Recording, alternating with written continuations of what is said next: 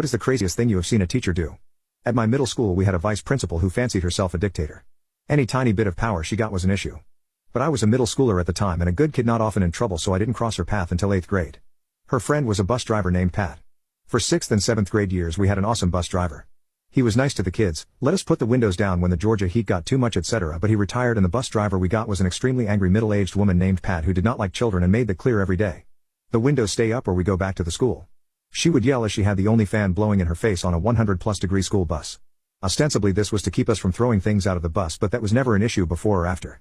The real reason was that before the bus driver could leave the bus at the end of the day all the windows had to be back up and locked. So this saved her effort.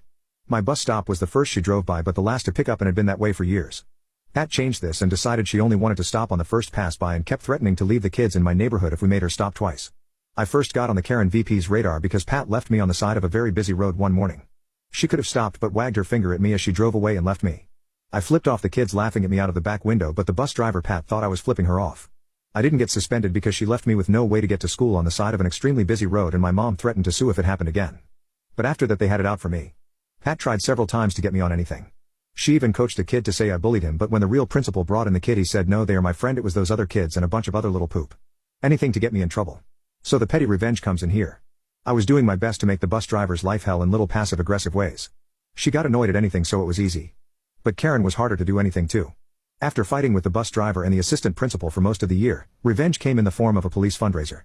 They were advertising it on the local TV news and local radio stations. If you put someone up for arrest, the cops would show up and throw someone in handcuffs and put them in jail until they could call a few people and fundraise the bail. The person who set up the arrest had to pay like $10, but worth it. My mom, after being annoyed by Pat and Karen all year, put Karen, the assistant principal, up for arrest.